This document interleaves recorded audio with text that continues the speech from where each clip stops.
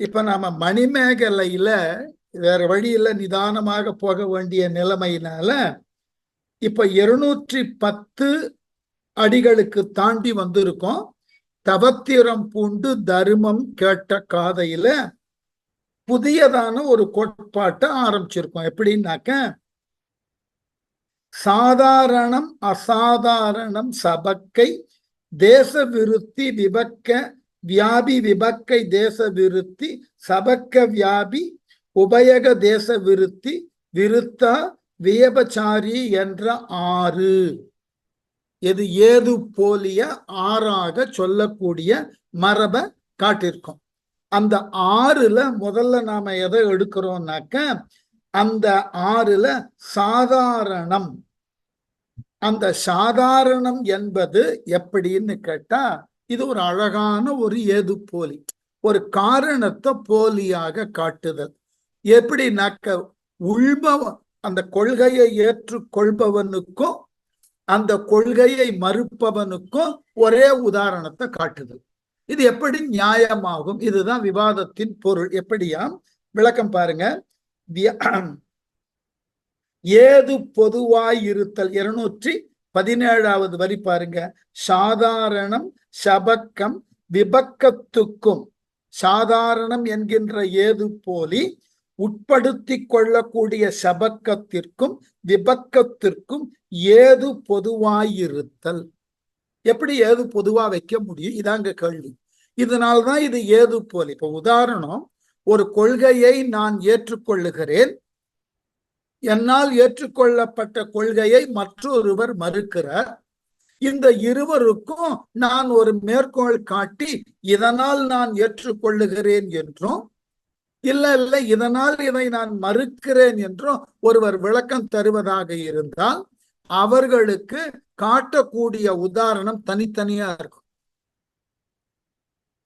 ரெண்டுக்கும் பொதுவானதை காட்டி ஏற்பவனுக்கு அதுவே மேற்கோள், மறுப்பவனுக்கு அதுவே மேற்கோள்னா உங்களால் காட்டப்பட்ட காரணம் போலியானது. இதுதான் தத்துவத்தினுடைய மிக நுணுக்கமான பகுதி. சில நேரங்கள்ல நமக்கு என்ன ஆகும், நம்மால் உணரப்படக்கூடிய தத்துவங்கள், அதற்கு காட்டப்படக்கூடிய காரணங்கள் சரியா இருப்பது போல தெரியும். ஆனால் ஆராய்ந்து பார்க்கின்ற பொழுது காட்டப்பட்ட காரணம் ஏற்றுக்கொள்ள இயலாத போலியாக இருப்பதை உணர்ந்து கொள்வோம். என்ன காரணம்னா, தத்துவார்த்தங்களை கொண்டு ஒரு உண்மையை அறிந்து கொள்ளுகின்ற பொழுது சில நேரங்களில் நமக்கு மயக்கத்தை தரக்கூடிய, குழப்பத்தை தரக்கூடிய விளக்கங்களை நாம் தெளிவாக புரிந்து கொள்ளாமல் விட்டுவிடுவோம். நிறைய இருக்கு. ஒவ்வொரு மதத்திலும் இந்த மாதிரியான ஏது போலிகள் ஏராளம். இந்த ஏது போலிகள் ஏராளம் அப்படின்றதுக்கு இவர் காட்டக்கூடிய ஒரு அழகான மேற்கோள் பாருங்க. சாதாரணம் சபக்க விபக்கத்துக்கு ஏது பொதுவாயிருத்தல். இவர் காட்டக்கூடிய விளக்கம் என்ன? சத்தம் அனித்தம் அறியப்படுதலின் என்றால், இந்த மேற்கோள் கொஞ்சம் குழப்பத்தை நமக்கு தரும். சத்தம் என்பது அனித்தம், புரிந்து கொள்ளுங்கள். எழுப்பப்படக்கூடிய ஒலியானது இல்மை அப்படின்னு சொன்னா அடுத்த கேள்வி வரும். அப்ப அந்த ஒலி எழுப்பப்பட்ட பொழுது கேட்ட ஒலி என்னதுன்னு கேட்போம். அது லாங் லாஸ்டிங்கா இருக்காததுன்றதுதான் உண்மை. ஒலியானது அனித்தம் தான். ஆனால் அது எழுப்பப்படுகின்ற பொழுது அந்த சத்தம் கேட்கப்பட்டது. அப்ப என்னன்னு கேட்டதற்கு நமக்கு இதற்கு பொருள் ஓரளவு தான் புரிகிறது. சப்தம் அனித்தம் எப்படி இது நமக்கு புரிந்து கொள்வதுன்னா, இப்ப நடைமுறையில வேற ஒரு மேற்கோளை தர முடியும். என்ன மேற்கோள்னா, உதாரணம் பாருங்க. அது பசு அப்படின்னு ஒரு விலங்கை காமிக்கிறோம். அது பசு. சரி, ஏன் அதனை பசு என்று சொல்லுகிறாய்னாக்க, அது கொம்பை பெற்றிருப்பதினால் அதை பசுன்னு சொல்லுகிறேன்னு காரணம் காமிச்சிங்கன்னு வச்சுக்கோங்க. இந்த காரணம் மிக மிக ஒரு போலியான காரணம்னு கேட்கும் போதே தெரிஞ்சு. அது பசு. அதனை ஏன் பசு என்கிறாய்ன்னு நான் கேட்ட பொழுது அதற்கு கொம்பு இருக்கிறது. அப்போ கொம்பு இருப்பதினால் அது பசுன்னா, அப்போ கொம்பு உள்ள விலங்குகள் எல்லாம் பசுக்குள்ள வந்துருமா? உங்களால் காட்டப்பட்ட ஏது போலியானதாகி விடுகிறது. உங்களால் காட்டப்பட்ட மேற்கோள் ஒரு தவறான மேற்கோள். தத்துவத்தை புரிந்து கொள்ளுவதை காட்டிலும் அது மேலும் குழப்பத்தை உருவாக்குகிறது. அதுபோல எழுப்பப்பட்ட ஒலி கேட்கின்ற அளவையினால் கேட்கப்படுகிறதே ஒழிய அது தொடர்ந்து கேட்கப்படுதல் இல்லை. ஆகவே அது போலின்னு சொல்ல முடியாது. அப்ப சத்தம் என்பது அனித்தமாக இருக்கிறது. சத்தத்தை நித்தம் என்பவனுக்கும் சத்தம் அனித்தம் என்பவனுக்கும் சத்தத்தை மேற்கோளாக காட்டினால் ரெண்டு பேருக்குமே அது தப்பு. அந்த கோட்பாடு நமக்கு புரியலைன்னா இப்ப நான் சொன்ன மேற்கோள் எளிதான மேற்கோள். எப்படி? கொம்பு உள்ளதினால் அதை பசு என்று சொல்லுவது போல. அப்ப கொம்பு உள்ளதெல்லாம் பசுவான்னா அப்பதான் நமக்கு கேள்வியே புரியும். அது பசு. ஏன் பசு என்கிறாய்ன்னு கேட்டாக்க, இல்லை அது கொம்பை பெற்று இருக்கிறது அதனால் பசுன்னு சொன்னா இது எவ்வளவு போலியான விளக்கம்னு நமக்கு புரியும். அதனாலதான் அவர் எழுதுறார், சாதாரணம் சபக்க விபக்கத்திற்கும் ஏற்றுக்கொள்பவனுக்கும் மறுப்பவனுக்கும் ஏது பொதுவாயிருத்தல். காட்டக்கூடிய காரணம் பொதுவானதாக காட்டி குழப்புதல். அதற்கு மேற்கோள் கொடுக்கிறார். சத்தம் அனித்தம் அறியப்படுதலின் என்றால் அறியப்படுதலின் நித்தம் இரண்டிற்கும் செரியும். அறியப்படுபவனுக்கும் அதை மறுப்பவனுக்கும் இந்த மேற்கோள் பொதுவா போய் சேர்ந்துடும்.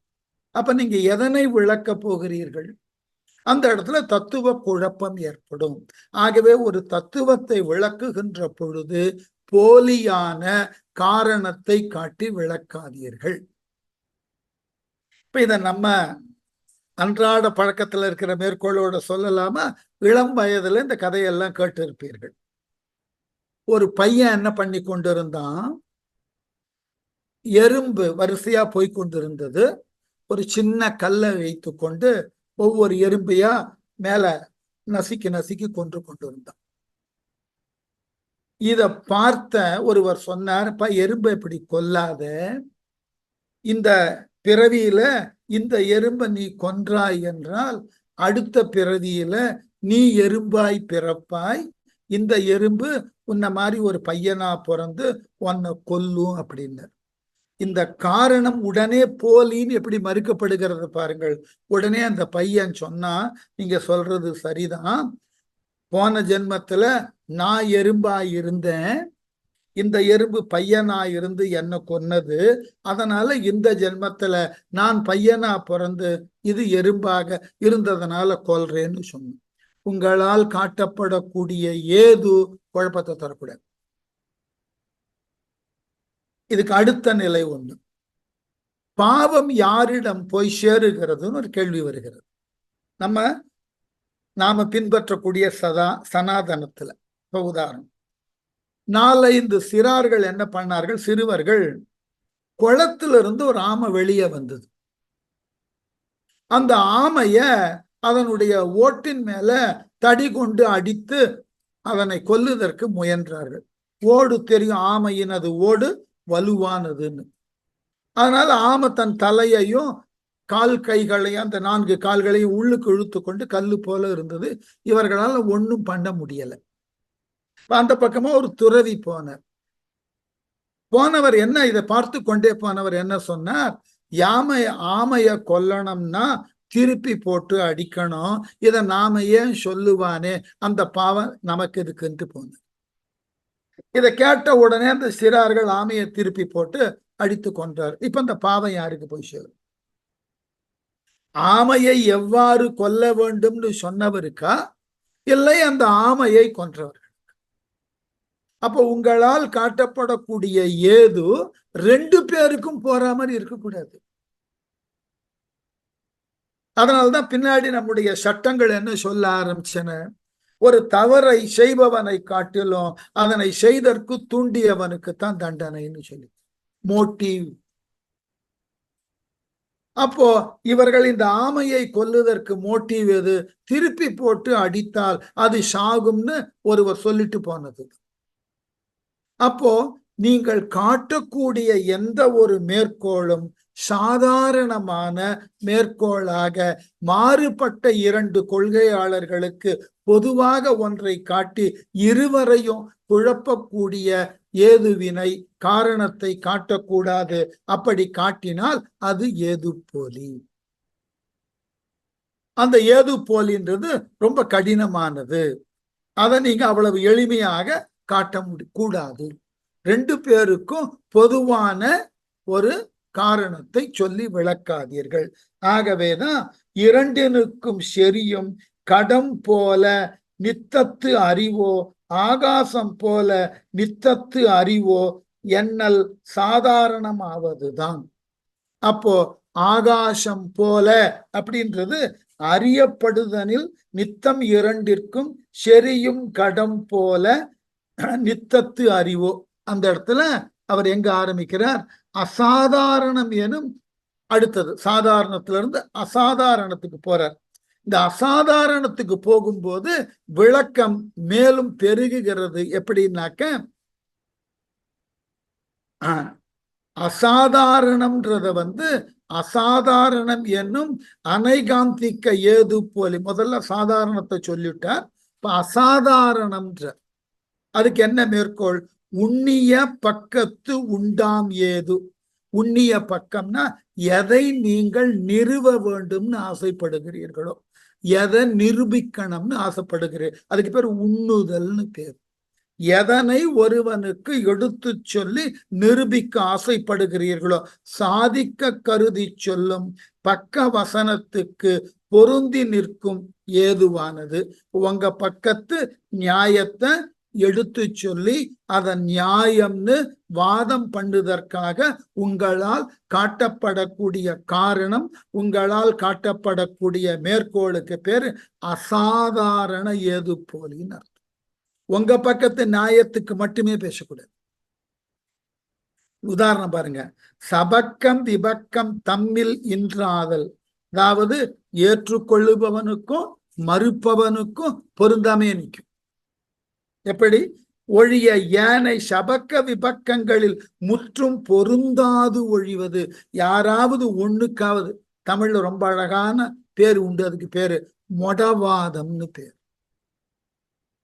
முடவாதம்னு பேசுறது, இதுக்கு பேரு அசாதாரண ஏதுன்னு பேர். நீங்க சில பேர் வாதம் பண்ணும்போது வீம்புக்குன்னு வாதம் பண்ணுது, அதுக்கு பேரு மொடவாதம் பேசுறதுன்னு பேரு. அதனால பேசக்கூடியது வீம்புக்காக பேசுதல். அப்போ உங்களால் காட்டப்படக்கூடிய மேற்கோள் அந்த கொள்கையை ஏற்பவனுக்கும் அந்த கொள்கையை மறுப்பவனுக்கும் ரெண்டு பேருக்கும் பொருந்தாததை பேசுறது. இது எதுனாக்க மொடவாதம். இதை வேடிக்கையாக நாங்கள் சொல்லுவோம். அது இசைத்துறையில் இருக்கிறவர்களுக்கு அது கொஞ்சம் அது பற்றின சித்தாந்தம் உண்டு. சிலப்பதிகாரம் போன்று இருக்கக்கூடிய இலக்கியங்கள்ல தொல் இசையில எத்துணை விதமான ஸ்ருதிகள் இருக்கிறதுன்னு ஒரு விவாதம் பண்ணாங்க. அத சிலப்பதிகாரத்தில் இருக்கக்கூடிய விளக்கத்திலும் பின்னாடி அதற்கு விளக்க உரை எழுதினவர்களும் அதற்கு பிறகு அதை ஆய்ந்து பல நூல்களை சொன்னவர்களும் 22ன்னு சொன்னார்கள். ஆதார ஸ்ருதிகள் 22 pictures. There are 22 pictures are there. பிற்காலத்தில் ஒரு அறிஞர் மிகப்பெரிய அளவுல இசையெல்லாம் ஆராய்ச்சி பண்ணி அவர் என்ன பண்ணார்னாக்க, இல்ல பிக்சர்ஸ் ஆர் 24 அப்படின்னு. 22 24ன்னு சொல்றதுல தப்புன்னு யாரும் சொல்லல. உடனே ஒரு கேள்வி கேட்டார்கள், 22 எப்படி 24 ஆனது? அந்த 22 24 ஆனதற்கு அவர் விளக்கம் கொடுக்கணும். அதுக்கு பதிலாக அவர் என்ன சொல்றார்? 22 கூட 2 சேர்த்துக்குங்க, 24.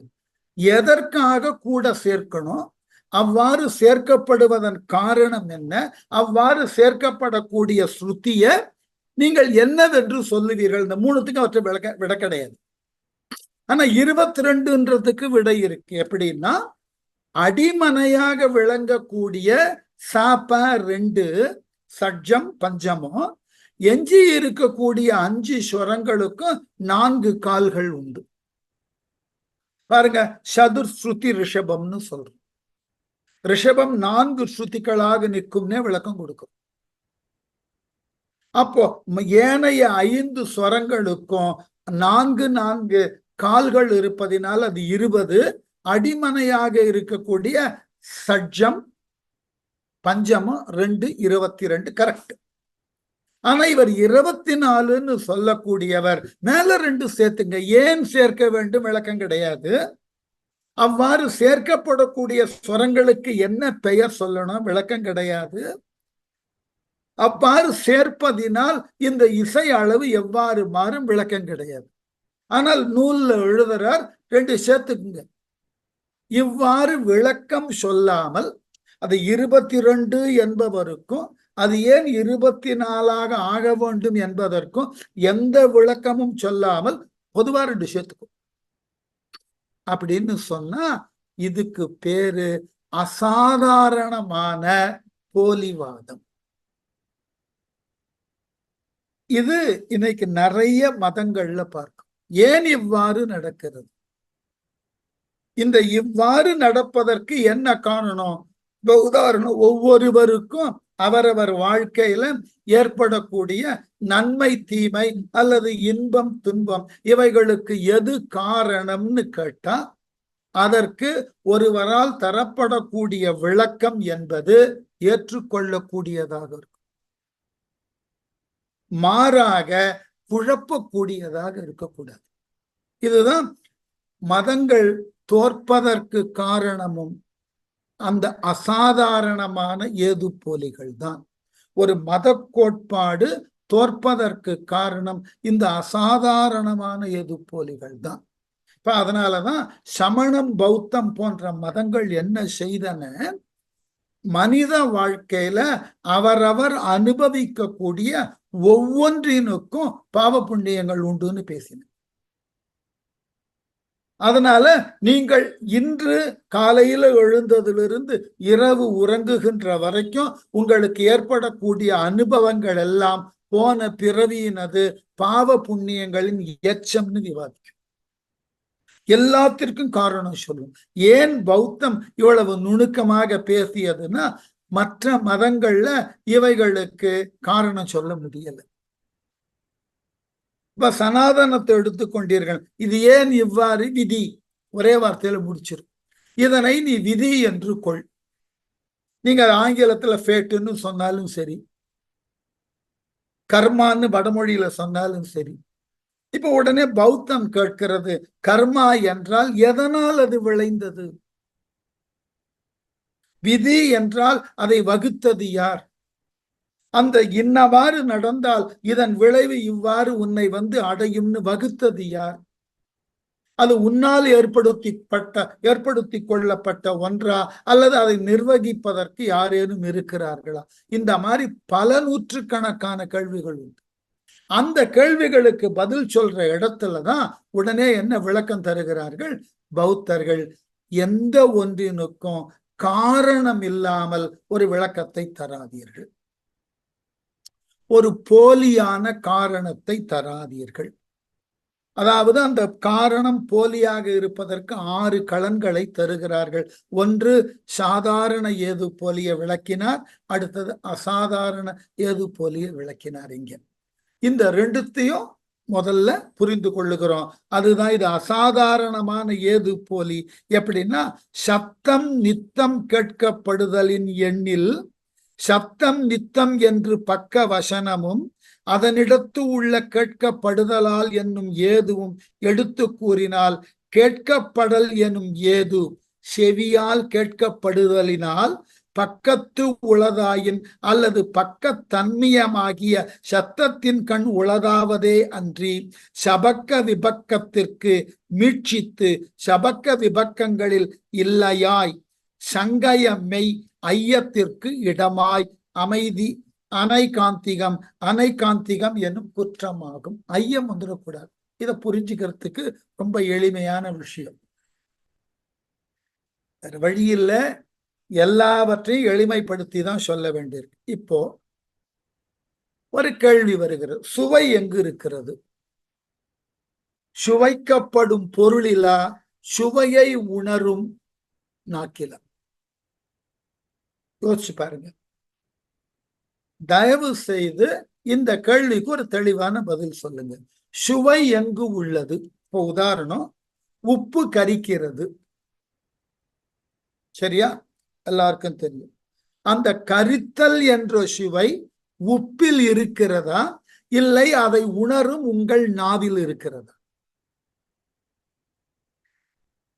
இது ஒரு உப்பு கரிக்கிறது, அந்த கரிப்பு சுவை உப்பில் இருக்கிறதுனாலும் சரி, அந்த சுவையை உணரக்கூடிய தன்மை உங்கள் நாக்கில் இருக்கிறது என்றாலும் சரி. ஆனால் ஒரு விளக்கம் தருகின்ற பொழுது அந்த விளக்கம் ஏதாகிலும் ஒன்றோடு தான் பொருந்தி வரணும்.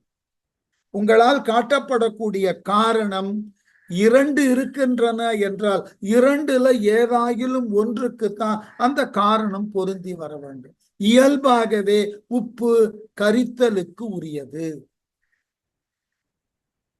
இல்லை இல்லை, அந்த கரிப்பு சுவையை உணரும் சக்தி நாவில் இருப்பதினால் ஆகவே உப்பு சுவை என்பது நாக்கில் உள்ளது. அப்போ இப்ப காட்டின மேற்கோள் ரெண்டுனுக்கும் பொதுவா போகக்கூடாது.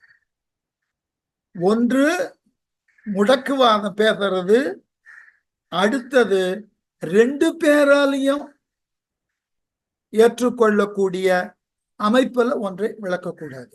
அப்போ கரிப்பு சுவை உப்புலையும் கரிப்பு சுவை இருக்கு, சுவைக்கப்படக்கூடிய நாக்கிலும் இருக்கு.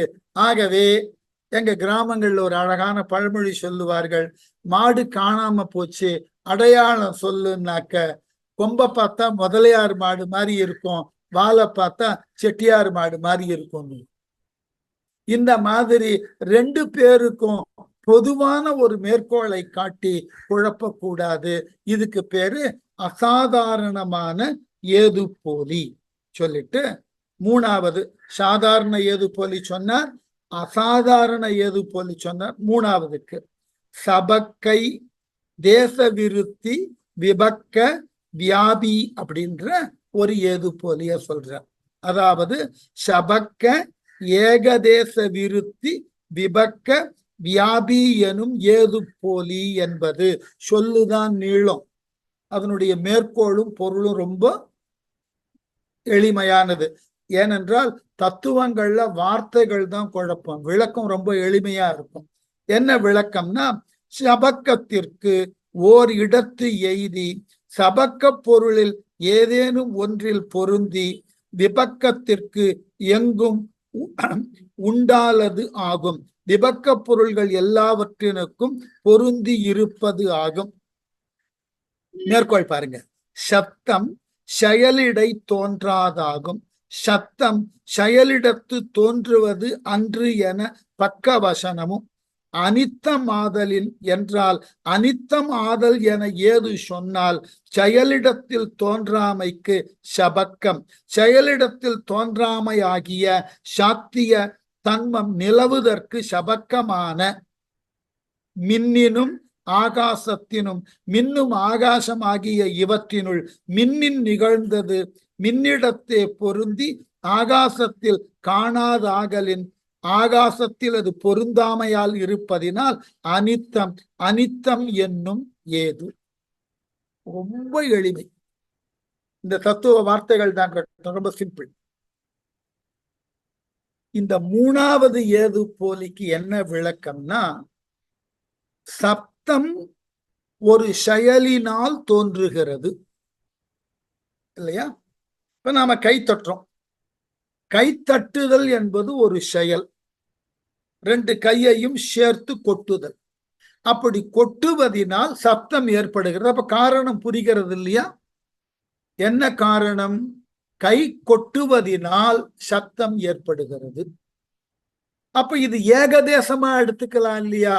எப்பொழுது எல்லாம் கொட்டப்படுகிறதோ அப்பொழுது எல்லாம் சத்தம் கேட்கும். சரியா?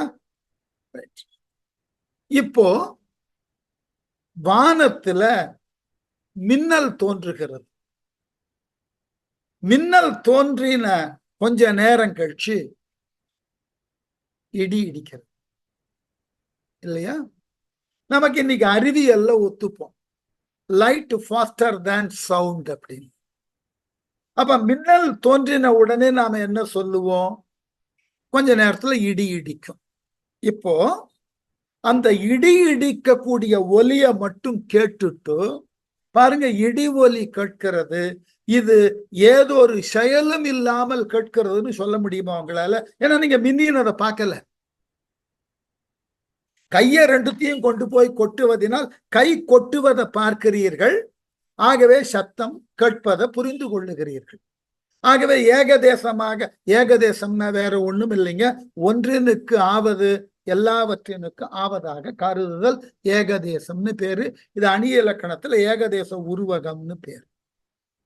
அப்போ ரெண்டு கைகளை கொண்டு கொட்டுவதனால் சத்தம் ஏற்படும்னா ஏதாகிலும் ரெண்டு பொருளை கொண்டு கொட்டினால் ஒலி உண்டாகும்னு சொல்லிட்டீங்கன்னா, இடி இடிக்கிற சத்தம் கேட்பதற்கு முன்பு அவைகள் மேகங்கள் வானவெளியில ஒன்றோடு ஒன்று மோதி கொண்டிருக்கக்கூடிய காட்சியை பார்த்திருக்கணும். இல்லை. ஆகவே நம்ம என்ன செய்கிறோம்?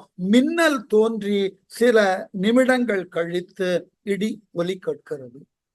அப்ப மின்னலை நீங்கள் பார்க்கவில்லை என்பதினால் இடி எந்த ஒரு காரணமும் இல்லாமல் தோன்றுகிறதுன்னு சொன்னீங்கன்னா எவ்வளவு அறியாமை. அதுதான் இதுக்கு விளக்கம். ஆகவே எது தோன்றினாலும் அதற்கு ஒரு காரணம் உண்டு என்பதை ஏற்றுக்கொள்ளாமல் அது தானாக தோன்றியதுன்னு மறுக்கிறது. ஏன் இதை புத்தர் சொன்னார்னா, தானாக ஏதொன்றும் தோன்றாதுன்றது புத்த மத கோட்பாடு. அவை தோன்றுவதற்கு ஒரு காரண காரியம் உண்டு என்று நிரூபித்தல். இதை நீங்க தவிர்க்க முடியாது. ஆகவே ஒலியை கொண்டு அது தோன்றுவதற்கு உண்டான பின்புலமாகிய காரியத்தை நீங்கள் புரிந்து கொள்ளாமல் இது தானாக தோன்றியதுன்னு சொன்னா அதற்கு பேரு என்னன்னா சபக்கை தேச விருத்தி விபக்க வியாபின்னு பேர். ஏகதேசமாய் ஒன்றின் காரணமாய் ஒன்று தோன்றுதல் என்பதை கொண்டு ஒன்றை தோன்றியதனை கண்டு இதனால் இது தோன்றியதுன்னு உணராமல் இது தானாக தோன்றியதுன்னு புரிந்து கொண்டால் அது ஒரு ஏது போலி ஆயிற்றா. அடுத்து அதுக்குதான் விளக்கம் கொடுக்கிறார் பாருங்க. ஆகாசத்தில் காணாதாகலின் ஆகாசத்தின் இடத்து பொருந்தாமையினால் அனித்தம் எனும் ஏது கடாதியின் ஒத்தலின் விபக்கமான கடமுதலிய அனித்த பொருள்களில் முழுதும் பொருந்துவதால் கடம் போல் அழிந்து செயலில் தோன்றுமோ, கடம் முதலியவை போன்று அழிதலால் செயலிடத்தில் தோன்றுமோ, மின் போல் அழிந்து செயலில் தோன்றாதோ, மின்னணுவானது அழிந்து செயலிடத்தில் தோன்றாமை போல் அழிதலால் தோன்றாது ஒழியுமோ என ஐயுற்று துணிவு எய்யாது ஒழிவது ஆம். ஒரு ஓமையும் காட்டுட்டார். எப்படி? மண்ணுதான் இங்க கடமாச்சுன்னு காமிக்க முடியறது, மண்ணுதான் இங்க பானையாச்சு. மண்ணு காரணம்னா காரியம் பானைன்னு காமிச்சிட்டோமே, அப்போ மின்னல் காரியம்னா அந்த இடிதான் காரணம்ன்றதுக்கு எங்க தெரியறது நமக்கு? நீங்கள் மின்னலை பார்க்கின்ற பொழுது இடிவொலி கேட்காது. அப்ப இந்த மின்னலை கொண்டு இது தோன்றுவதற்கு உண்டான காரணமாகிய இடிய நாம கேட்கல பார்க்கலைன்னா ஆகவே மின்னல் தானாக தோன்றியதுன்னு எப்படி குழப்பிக் கொள்ளுவீர்கள்? அது போல இந்த வாதம் தவறானது சொல்லிட்டு அடுத்தது 243 இருந்து ஆரம்பிக்கணும். 243 அதுக்குதான் விளக்கம் சொல்லிட்டு வந்தா. இது வரைக்கும் சொன்னதுக்கு விளக்கம். சபக்க 20-21 படிக்கிறேன் பாருங்க. சபக்க விபக்கம் தம் இல் இன்று ஆதல் சத்தம் நித்தம் கேட்கப்படுதலின் எண்ணிற் கேட்கப்படல் எனும் ஏது பக்கத்து உள்ளது ஆயின் அல்லது சபக்க விபக்கத்து மீட்சித்து ஆதலில் சபக்கம் எய்திய அநேகாந்திகமாம். சபக்கை தேச விருத்தி விபக்க வியாபியாவது யாவதேது சபக்கத்து ஓரிடத்து எய்தி விபக்கத்து எங்கும் உண்டாதலாகும் சத்தம் செயலிடை தோன்றாதது ஆகும் அனித்தம் ஆகலின் என்றால் அனித்தம் என்னும் ஏது செயலிடை தோன்றாமைக்கு சபக்கம் மின்னினும் ஆகாசத்தினும் மின்னின் நிகழ்ந்த ஆகாசத்திற் காணாது ஆகலின். மின்னல் மறைஞ்சு போனதுக்கு அப்புறம் அப்படி மின்னியாதுன்றதுக்கு பர்மனண்டா அங்க நிக்காது. ஆகலின் அனித்தம் கடாதியின் ஒத்தலிர் கடம் போல் அழிந்து செயலில் தோன்றுமோ மின் போல் அழிந்து செயலில் தோன்றாதோ எனல் விபக்கை தேச விருத்தி சபக்க வியாபியாவது அப்படின்னு அந்த கருத்தை மூன்றாவது ஏது போலிய விளக்கினார். இப்ப நான்காவது ஏது போலி எதுன்னா சபக்கை தேச விருத்தி சபக்க வியாபி. அதுக்கு என்ன விளக்கம்? விபக்கத்து ஏகதேச விருத்தியாய் சபக்கத்து முழுவதும் வியாபித்திருக்கும் அனைகாந்திக ஏது போலி. இது நான்காவது. என்ன விளக்கம்? கூறப்படும் ஏதுவானது ஒரு விளக்கத்தை சொல்றதுக்கு உண்டான காரணமானது விபக்கத்து ஓரிடத்து உற்று விபக்கத்தில் உள்ள பொருள்களில் ஒன்றில் பொருந்தி சபக்கத்து ஒத்து ஏறல் சபக்கத்தில் உள்ள பொருள்கள் எல்லாவற்றினுக்கும் நன்கு பொருந்தி இருப்பதாம். அதுக்கு மேற்கோள் பாருங்க. சத்தம் செயலிடை தோன்றும் சத்தம் செய்யப்பட்டு தோன்றும் என்ற பக்கவசனம் கூறி அனித்தமாதலின் எனின் அந்த அனித்தமாதல் என பக்க தன்ம வசனமாகிய ஏதுவை கூறினால் அனித்த ஏது அனித்தமாகிய அந்த ஏது செயலிடை தோன்றுதற்கு விபக்க ஆகாயத்தினும் மின்னினும் செய்யப்பட்டு தோன்றுதற்கு உரியதாகிய தன்மத்திற்கு விபக்கமாய் நிற்றல். ரொம்ப எளிமை இந்த கருத்தும். ஒன்றினுக்கு உருவானது எல்லாவற்றினுக்கும் பொருந்துதல். இப்ப உதாரணம், ஒரு சத்தத்தை ஏற்படுத்தின உடனே ஏதாகிலும் இரண்டு மோதுவதினால்தான் சத்தம் ஏற்படும்னு சொன்னா அடுத்த கேள்வி கேட்கக்கூடாது. எப்படி? மோதக்கூடிய எந்த இரண்டினாலும் சத்தம் வருமா? ரெண்டு திடமான பொருள்கள் மோதுகின்ற பொழுதுதான் அந்த பொருள்களின் மூலமாக ஏற்படக்கூடிய ஒலியை தான் நாம சத்தமா கேட்கிறோம். திடமல்லாத பொருள்கள் ரெண்டு ஒளியும் மோதுவதாக வைத்துக் கொள்வோம், சத்தம் ஏற்படுமா? சிம்பிளான விஷயம். ஒரு சுவர்ல இருட்டுல நீங்கள் ஒரு டார்ச்சை வச்சு ஒளிய சுவர்ல படுவது போல காட்டுங்கள். இந்த ஒளி அந்த சுவரை தாக்குகிறது இல்லையா? சத்தம் கேட்குமா? சரி. மற்றொருவர் தன் கையில் இருக்கிற டார்ச்சினால நீங்கள் காட்டக்கூடிய ஒளியின் மீது தன் ஒளியை பாய்ச்சிறார். அப்ப இந்த இரண்டு ஒளிகளும் ஒன்றோடு ஒன்று மோதிக்கொள்வதனால் சப்தம் கேட்குமா? அப்போ ஏதாயிலும் ஒன்றினுக்கு சொல்லப்பட்ட ஒரு உதாரணத்தை இதுவே எல்லாவற்றினுக்கும் பொதுவானதாய் இருக்க வேண்டும்னு ஒரு காரணத்தை சொன்னீர்கள் என்றால் அது ஏது போலி. இது உங்களுக்கு புரியறது கொஞ்சம் கஷ்டம்னாக்க நம்ம நடைமுறை பழமொழியில ஒன்று சொல்லுவார்கள். குதிரைக்கு குர்ரம் என்றால் யானைக்கு எர்ரம்னு சொல்லக்கூடாது இல்லையா? குதிரையை மாற்று மொழியில சொல்லுகின்ற பொழுது குர்ரம்னு சொல்லலாம். ஆகவே எல்லா விலங்குகளுக்கும் அந்த விலங்கோட அந்த ரகர உம்மை சேர்த்து கொண்டால் அந்த விலங்கு பெயர் அந்த மொழிக்கு வந்து விடும்னு சொல்ல முடியாது. அப்ப யானைக்கு எர்ரம்னு சொல்லுவதாங்க. குதிரைக்கு குர்ரம் சரி, ஆனால் அந்த மேற்கோள் எல்லா விலங்குகளுக்கும் பொருந்தாது. எல்லா விலங்கையும் இந்த ரம் போட்டு சொல்லுவது தவறு, முடியாது, ஏற்காது. இதான் விளக்கம். அப்போ ஒன்றினுக்கு காரணமான ஏதோ அடுத்தவற்றினுக்கு சார்பாக சரியாக இருக்க வேண்டும் என்ற கட்டாயம் இல்லை. அப்படி ஏற்றுக்கொண்டீர்கள் என்றால் அப்ப என்ன ஆகும்? ஒரு கோட்பாட்டை சொல்லி அதன் மூலமாக எல்லாவற்றையும் அவ்வாறு புரிந்து கொள்ளு சொன்னீங்கன்னா குழப்பம். ஆகவே ஒரு ஏதுவானது எந்த அளவினுக்கு செல்லுபடியாகுமோ அந்த அளவினதாய் அதை கொண்டு செயல்படுத்த வேண்டும். அதுவே எல்லா காலத்தினுக்கும் எல்லாவற்றினையும் அளக்கப்படுவதற்கு உண்டான கருவியாக இருக்கும் என்று முடிவு செய்துவிடக் கூடாது. அப்படி முடிவு செய்தால் அது ஏதுப்போலி. இது 4வது வகையான ஏதுப்போலி.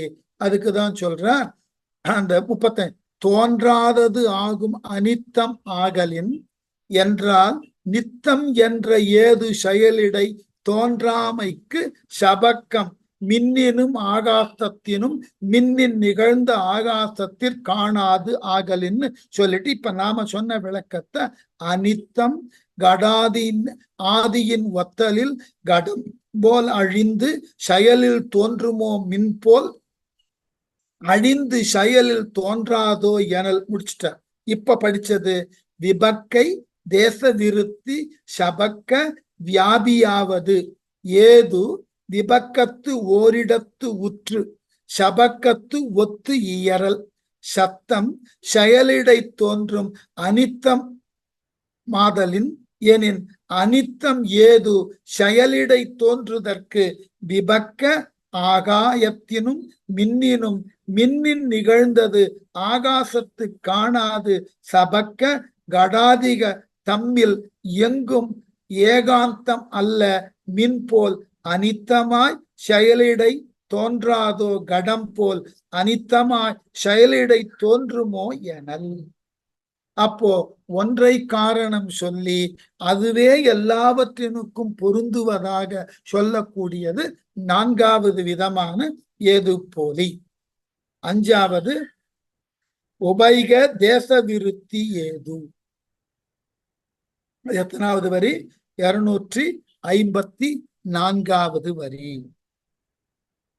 அதுக்கு பாருங்க 245வது வரியில சபக்கத்தினும் விபக்கத்தினுமாகி ஓர்தே சத்துவர்த்தித்தல் சத்தம் நித்தம் அமுர்த்தம் ஆதலின் எண்ணின் அமுர்த்த ஏது நித்தத்தினுக்கும் சபக்க ஆகாச பரம அணுக்களின் ஆகாசத்து நிகழ்ந்தது மூர்த்தமாம்.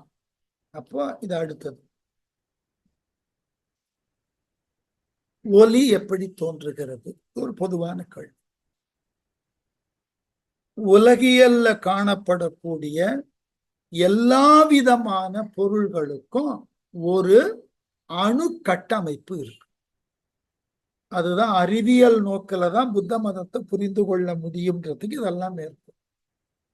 அப்போ உலகத்துல உங்களால கேட்கப்படக்கூடிய சத்தம், உலகத்துல உங்களால பார்க்கப்படக்கூடிய ஒளி, இவை அனைத்தினுக்கும் ஒரு கட்டமைக்கப்பட்ட வடிவம் இருக்கு, ஸ்ட்ரக்சர் இருக்கு.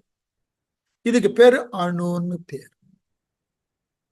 இந்த அணு ஒவ்வொரு பொருளுக்கும் ஒரு கட்டமைப்புக்கு உட்பட்டு இருக்கு. எத்தனை பேர் இளம் பிராயத்துல அறிவியல் படித்திருப்பீர்களோ எனக்கு தெரியாது. நம்ம வேதியியல்னு சொல்லக்கூடிய கெமிஸ்ட்ரியில 2 விதமான கெமிஸ்ட்ரி படிப்போம். ஒன்று ஆர்கானிக், இன்னொன்னு இன்ஆர்கானிக். அது தமிழ்ல சொல்லணும்னாக்க கரிம வேதியியல், கனிம வேதியியல்னு சொல்லுவோம். இந்த கனிம வேதியியல் என்பது தாதுக்களை பற்றியது, சால்ட், உப்புக்கள் எல்லாம். இந்த வேதியியலை படிக்கும்போது இதை விளக்குதற்குன்னு ஒரு அட்டவணை வைத்திருப்பார்கள். அந்த அட்டவணை எதனை கொண்டு உருவாக்கி இருப்பார்கள்னா அந்தந்த கனிமத்தினுக்கு உண்டான அணு எண்ணெய் கொண்டு உற்பத்தி செய்திருப்பார்கள். அந்த அணு எண்ணெய் கொண்டுதான் அந்த வரைபடத்தையே புரிந்து கொள்ள முடியும். இது ஒரு டேபிள், பீரியாடிக்கல் டேபிள்னு பேர். தொடக்க காலத்துல இந்த 1 ஓர் அணு எடை உள்ளது, ஈரணு எடை உள்ளதுன்னு கண்டுபிடிச்சு நடுவுல சில அணு எடை உள்ளது இவர்களுக்கு தெரியல, அது பிளாங்கா இருந்தது. காலப்போக்கில் சிலரை கண்டுபிடித்து அதை நிறுவினார்கள். இன்னும் அது முழுமையுமாக நிறுவப்படாத காலி இடங்கள் இருக்கு. அப்போ ஒவ்வொரு பொருளுக்கும் ஒரு வரையறுத்த அட்டாமிக் ஸ்ட்ரக்சர் இருக்கு, அதை மாற முடியாது. ஏன் இதை சொன்னார் தெரியுமா புத்தர்? இப்ப நாமெல்லாம் மனிதர்கள், ஒத்துக்கிறோம் இல்லையா? அப்போ இந்த மனிதர்கள் ஏன் எல்லாரும் ஒரே மாதிரியா இருக்கிறது? மனிதன் என்கின்ற ஸ்பீஷீஸ் தான் இது. இது ஒரு வகை, விலங்கு ஒரு வகை, பறவை ஒரு வகை, ஊர்வன ஒரு வகை, தாவரங்கள் ஒரு வகை, மானுடன் ஒரு வகை. அப்ப இந்த ஸ்பீஷீஸ், மனிதன் என்கின்ற ஸ்பீஷீஸ் ஏன் எல்லாம் ஒரே மாதிரியா இருக்கிறது இல்ல? ஒருவர் குள்ளமா இருக்கார், ஒருவர் உயரமா இருக்கார், ஒருவர் மாநிறம், ஒருவர் கருத்த நிறம், ஒருத்தர் வெளிர் நிறம், என்ன சில பேருக்கு கண்ணு பழுப்பு நிறம், சில பேருக்கு நீல நிறம். ஏன்? அப்ப உடனே ஒரு வாதம் பண்ணலாமா?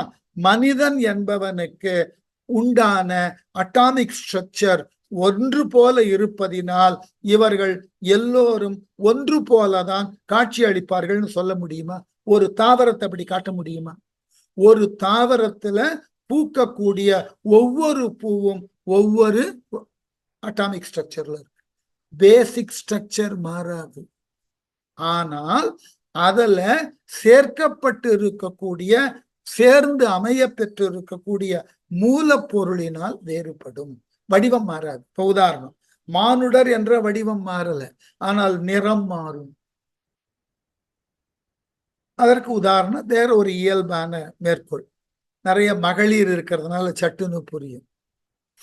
இப்ப நீங்கள் பயன்படுத்தக்கூடிய ரத்தினங்கள் இருக்கு இல்லையா? வைரம், வைடூரியம், நீலம், மரகதம் என்று சொல்லக்கூடியன எல்லாம், இவை அனைத்தும் கவனிங்க, ஒன்றிலிருந்து தான் தோன்றுகின்றன. இவைகள் எல்லாம் தோன்றுவதற்கு அடிப்படை எதுனாக்க குருவிந்தம்னு பேரு தமிழ்ல, ஆங்கிலத்துல கொராண்டம்னு பேரு. அந்த கொராண்டம் என்பது பூமியில ஏற்படக்கூடிய அழுத்தத்தினால் அந்த தாதுக்கள் ஒளிவிடக்கூடிய ரத்தினங்களாக மாறுகின்றன. அப்படி மாறுகின்ற பொழுது இவை எல்லாம் ஒளிவிடும். ஆனால் அந்த ஒளிவிடுவதற்கு உண்டான மூலப்பொருள்கள் சேர்க்கை அதிகமானா அதற்கு ஏற்றாற்போல் அவைகளினது நிறங்களும் தன்மைகளும் மாறும். ஆனா எல்லாம் குவாரண்டம் தான். எப்படி? கார்பன் அதிகமானா அது வைரமா மாறிடும், அயர்ன் அதிகமா போச்சுன்னா அது நீளமா மாறிடும். இதெல்லாம் ஏற்படக்கூடிய மாற்றங்கள். அப்போ அதனாலதான் இந்த 5 ரத்தினங்களை மூல ரத்தினங்கள்னு வாங்க. அது போல எல்லாவற்றினுக்கும் ஒரு அணு அமைப்பு உண்டு. இந்த அணு அமைப்பை கொண்டு இவைகள் இவ்வாறு இருப்பதினால் எல்லாம் ஒன்றுன்னு ஒரு விவாதத்துக்கு போயிடக்கூடாது. இப்ப மனிதன் எல்லாம் ஒரு குறிப்பிட்ட ஸ்ட்ரக்சருக்குள்ள இருக்கிறதுனால, ஒரு அணு கட்டமைப்பில் இருப்பதினால் எல்லா மனிதர்களும் ஒன்றுன்னு சொல்ல முடியுமா? அவர்கள் சிந்தனையினால், செயலால் அவர்கள் எல்லோரும் ஒன்று போல இருப்பார்கள்னு சொல்ல முடியுமா? முடியாது. ஆனால் ஹியூமன் அப்படின்னு பொருள்ல அதனுடைய ஸ்ட்ரக்சர் எடுத்து பார்த்தீங்கன்னா ஒன்றாதான், அதுல மாற்றம் இருக்காது. மனிதர்களுக்கு உண்டான எலும்புகள், நரம்புகள் இவைகள் எல்லாம் பொதுவா இருக்கும்.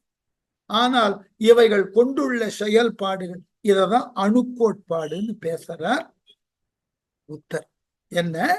அணுக்களின் கட்டமைப்பினால் இந்த உருவங்கள் ஏற்பட்டாலும் அந்த அணு கட்டமைப்பில் சேரக்கூடிய அணுக்கள் வேறுபடுவதினால் மானுடம் என்ற பொதுவிலிருந்து ஒவ்வொரு மனிதனும் உயரத்தாலோ நிறத்தாலோ உணர்வுகளாலோ செயல்பாட்டினாலோ மாறுகிறான். இன்றைக்கு இந்த தத்துவத்தை ரொம்ப பெரிய அளவில் ஏற்றுக்கொள்ளுகிறோம். இப்ப நமக்கு இதை எளிமையா விளக்கம் சொல்லலாம்.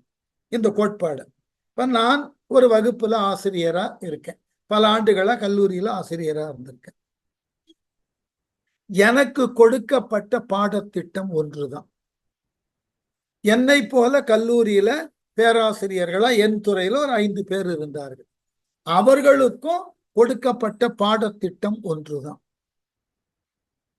நாங்கள் 5 ஒரே நேரத்துல வெவ்வேறு வகுப்புல போயிட்டு ஒரே பாடத்தை தான் நடத்துறோம்.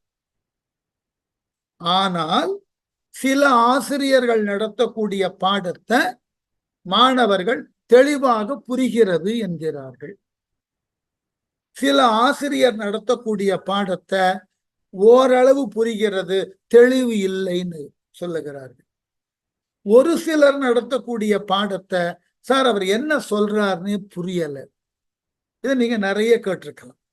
ஏன்னா எல்லாரும் பள்ளியில படிச்சிருப்போம் இல்லையா? அதே போல ஒரு வகுப்புல 40 மாணவர்கள் இருக்கிறார்கள். இப்ப நான் பாடம் நடத்துறேன்.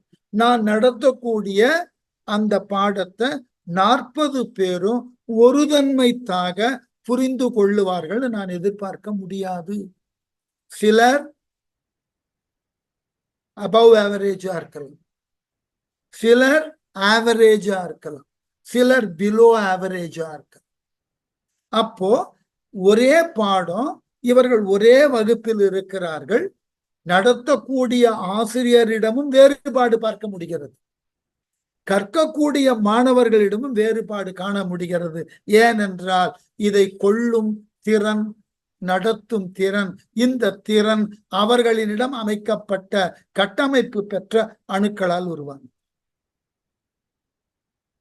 நாம சொல்லிடுறோம், நீங்க என்ன சொன்னாலும் அது அவ்வளவுதான் சார். நாம இப்ப இங்க எல்லாருமே ஆசிரியர் தொழில தான் இருக்கீங்க. நான் இலக்கியம் நடத்துறது போல நீங்க நடனம் நடத்துறீங்க. உங்களுக்கே தெரியும், சில பேர் பளிச்சுன்னு பிடித்துக் கொள்வார்கள். உங்களால் சொல்லப்பட்ட நீங்க என்ன நினைச்சு கற்று தருகிறீர்களோ அதை அப்படியே வாங்கி உடனே வெளியிடுவார்கள். சிலருக்கு 2-3 முறை சொல்லணும், சிலருக்கு பல முறை சொன்னாலும் புரியாது. உடனே நீங்க என்ன சொல்லுவீங்க? என்னப்பா இவர் 4 வருஷத்துல அரங்கேற்றம் வச்சுட்ட, அந்த கேண்டிடேட் 6 வருஷமாச்சு இன்னும் அரங்கேற்றம் வைக்கலையா? அப்படிதான் சார், இன்னும் கொஞ்ச நாள் ஆகும். அதையும் மீறி என்ன பண்ணுவாங்க? சார் ரொம்ப எதிர்பார்க்காதீங்க, அரங்கேற்றம் அப்படிதான் இருக்கும், என்னுடைய மற்ற ஸ்டூடெண்டோட இவங்களை ஒப்பிடாதீங்க, நீங்களே சொல்லுவீங்க. இது எப்படி வந்ததுன்னா, இததான் புத்த தத்துவம் சொல்லுகிறது, கட்டமைக்கப்பட்ட அணுக்கள். இத பொதுவாக பேசாதே. இதான் 5வது ஏது போலே. இதை பொதுவாக சொல்லாதே. அணுக்களினால் கட்டமைக்கப்பட்டதுதான் மானுட உடல். ஆகவே எல்லா மானுட உடலும் ஒரு தன்மை தான் இருக்கும்னு விளக்கம் கொடுக்காதே. இது ஒரு போலியானது. எல்லா மானுடனும் ஒரு தன்மை தான் இருக்க மாட்டான். கட்டமைக்கப்பட்ட அணு ஒன்றுதான். இதுக்கு நிறைய மேற்கோள் சொல்லலாம், நிறைய சொல்லலாம். நமக்கே தெரியும், ஒத்த அளவினதாக பொருள் கொடுங்க,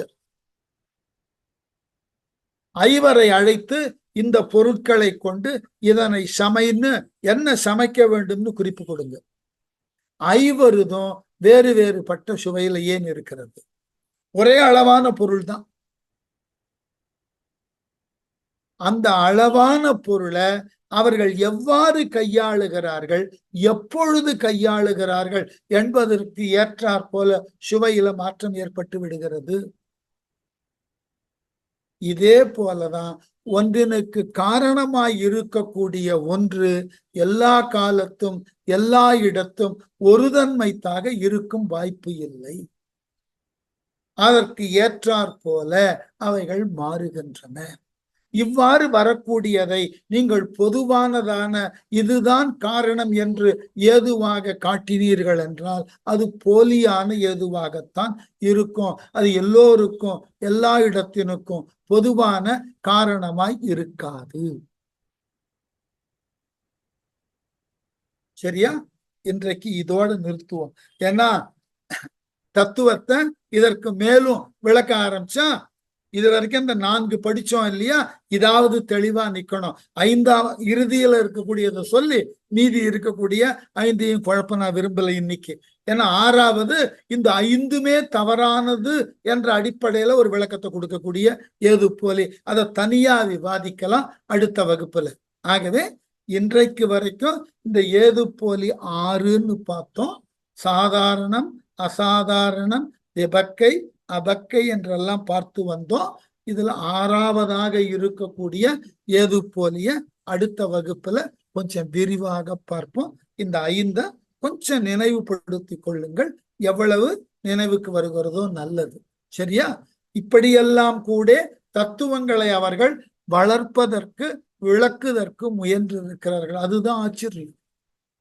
இதெல்லாம் தேவையான்னு நீங்க கேட்டீர்கள் என்றால் எதற்கு தேவைன்னா, ஒரு மதத்தின் கோட்பாடு மற்றைய மத கோட்பாடுகளினால் விமர்சனத்திற்கு உட்படுகின்ற பொழுதோ மறுப்பதற்கு உட்படுத்தப்படுகின்ற பொழுதோ நின்று நிலைத்து விவாதிப்பதற்கு இது தேவைப்படும். நீங்கள்லாம் நம்ம இதெல்லாம் இப்ப புதுசா பார்க்கிறோம் இல்லையா? இந்த இலக்கியங்களை பற்றின அறிவு ஒரு காலத்துல சொல்லியிருப்பேன்னு நினைக்கிறேன். இந்த கொள்கைகளை மறுப்பதற்குன்னு நூல் எழுதினார். ஒரு கொள்கையை சொல்லி இந்த கொள்கைக்கு மறுப்புன்னு நூல் எழுதும். அப்ப அந்த கொள்கையை சார்ந்தவர் இந்த மறுப்பை படிச்சுட்டு அவர் எழுதுவார் மறுப்புக்கு மறுப்புன்னு எழுதுவார். பின்னாடி வர்றவன் மறுப்புக்கு மறுப்புக்கு மறுப்புன்னு எழுதும். இது ஒரு வாழ்க்கை முறையாக விவாதமாக சங்கரர் காலம் வரைக்கும் இருந்தது வடமொழியில. அவர் தன்னுடைய கோட்பாடுகளை இப்படி விவாதம் செய்துதான் நிறுவினார். யாருக்கேனோ ஆர்வம் இருப்பதாக இருந்தால் நான் ஒரு நூலை சொல்லுவேன். ஆங்கிலத்தில் எழுதப்பட்ட நூல். அந்த நூலை எழுதினவர் பெர்ட்ரண்ட் ரசல். ரிலிஜியன் ஒரு புக் எழுதியிருக்கார். ரொம்ப ஒரு 212 பக்கம். ரொம்ப சுவாரஸ்யமான புக்கு. அந்த புக்கை எடுத்து படித்து பாருங்கள். இல்லைன்னா இந்திய தத்துவ தரிசனங்கள் அப்படின்னு சொல்லிட்டு சர்வபள்ளி ராதாகிருஷ்ணனுடைய மகன் கோபாலன் புக் எழுதியிருக்கார். 2 வால்யூம். அந்த புத்தகம் தமிழ்ல கிடைக்கிறது. அதாவது இந்திய தத்துவ தரிசனங்கள் பை டாக்டர் கோபால். அந்த புத்தகத்தை படித்தீர்கள் என்றால் நமக்கு ரொம்ப அதிகமா ஏன் இந்த மதங்களிடையே இப்படிப்பட்ட வேறுபட்ட சித்தாந்தங்கள் தோன்றினன்றதற்கு அதுல விளக்கங்கள் இருக்கும். இந்த 2 நூலையும் படிச்சதுக்கு அப்புறம் கொஞ்சம் மதங்களை பற்றின ஒரு தெளிவு கிடைச்சதுக்கு அப்புறம் ராகுல் சாங்கிருதியார்த்தியன்னு ஒருத்தர் இல்ல, ராகுல் ஜின்னு அவர் எழுதின 5 நூல்கள். விஞ்ஞான லோகாயதவாதம், பௌத்தம், இஸ்லாம், கிறித்துவம், அப்புறம் வேதவாதம். இந்த 5 நூலையும் தனித்தனி வால்யூமா எழுதினார். இதை படித்தீர்கள் என்றால் நம்ம நாட்டுல இந்த தத்துவங்களின் அடிப்படையிலும் மதங்களின் அடிப்படையிலும் எவ்வாறு எல்லாம் பிரிவினைகள் உருவாக்கப்பட்டனன்னு தெளிவாயிடும். ரொம்ப தெளிவா புரிஞ்சுக்கலாம். ஆனால் அவைகளை எல்லாம் கடந்து ஒற்றுமையாக இருப்பதற்கு வழி உண்டான்னு அதை காமிக்காது. இந்த பிரிவினைகளை ரொம்ப அழகா சொல்லி கொண்டு செல்லும். இதனால் இது மறுக்கப்பட்டு இந்த பிரிவு ஏற்பட்டு நாம நினைத்து கொண்டிருக்கிறோம் நம்ம மதத்துலதான் இந்த மாதிரியான பிரிவு இல்லை. கிறிஸ்துவத்துல 170 பிரிவு இருக்கு. பௌத்தத்துல 80 பிரிவு இருக்கு. இஸ்லாமில 72 பிரிவு இருக்கு. சமணத்துல 60 பிரிவு இருக்கு. வேடிக்கை என்ன தெரியுமா? இத்துணை மதங்களும், பிரிவை சொல்லக்கூடிய இத்துணை மதங்களும் ஒற்றை தெய்வத்தையும் ஒற்றை போதகரையும் கொண்டு இருக்குது. கிறிஸ்டியானிட்டி எடுத்துக்கிட்டீங்கன்னா த ஹோலி ஃபாதர், அவருடைய ஹோலி சன் கிரைஸ்ட். எல்லாமே அவர் சொன்ன விளக்கங்கள். இஸ்லாமை எடுத்துக்கிட்டீங்கன்னா அல்லாஹ், அல்லாஹ்வினுடைய ஒன்லி ப்ராஃபெட், முகமது த ப்ராஃபெட், அவர் ஒற்றை கொள்கை. அதுக்குதான் இவ்வளவு பிரிவுகள். புத்தம், புத்தர் ஒருத்தர், அவரால் சொல்லப்பட்டது பிடகங்கள், அதுல இவ்வளவு பிரிவுகள். மர்தமான மகாவீரர், யோசிச்சு பாருங்க, இவ்வளவு பிரிவுகள். ஆனா சனாதனத்துல மாத்திரம் பல கடவுள், ஆனாலும் எல்லோரும் ஒரு முனை நோக்கின சித்தாந்தம். வேடிக்கையா இல்லது? இதுதான் தத்துவங்கள்ல இருக்கக்கூடிய வேறுபாடுகளும் வேடிக்கைகள். மற்றைய மதங்கள் எல்லாம் ஒருவரால் சொல்லப்பட்டு ஒரு கடவுள் என்று நிரூபிக்கப்பட்டு அதன் மூலமாக சொல்லப்பட்ட சித்தாந்தங்களை பின்பற்றக்கூடியவர்கள் பலவாக பகுக்கப்பட்டு தனித்தனியா இருக்கிறார்கள். ஆனால் சனாதனத்துல பலவாகிய கடவுளை சொல்லுகிறோம், ஆனால் பொதுவான சித்தாந்தத்தை சொல்லுகிறோம். இதுதான் அழகானதுன்னு நான். ஏனென்றால் நாம அடைய வேண்டிய இலக்கு, நான் மேற்கோள் ரொம்ப எளிமையான மேற்கோள் சொல்லுவேன். நான் இங்கிருந்து சென்னையில, நான் கோட்டூர்புரத்துல இருக்கேன், நான் இங்கிருந்து பாரிஸ் கார்னர் போகணும்னா இலக்கு பாரிஸ் கார்னர், எப்படி வேணாலும் போகலாம்.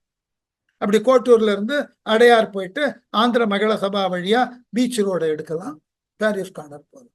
இல்ல ஆந்திர மகிழ சபாவை விட்டுட்டு நேரா அதை தாண்டி லெப்ட் எடுத்து அபிராமபுரம் போய் அதுக்கப்புறம் மவுண்ட் ரோட பிடிச்சி மவுண்ட் ரோடு வழியா போகணும்.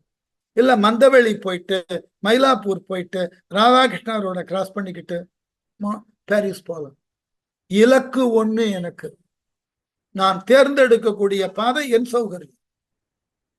ஆனால் ஒரே இலக்கு ஒரே பாதைன்னு சொன்ன இடத்துல பல கிளைகளை மற்ற மதங்கள் நிரூபித்தன. சனாதனத்தில் அந்த வழக்கம் இல்லை. இலக்கு ஒன்று, உங்கள் சௌகரியத்திற்கு அந்த இலக்கினுக்கு உரிய பாதைய சுதந்திரமா எடுத்துக்கிட்டு போகலாம். அதனாலதான் இன்றளவும் இது பேசப்படுகிறது சனாதனம். சரியா?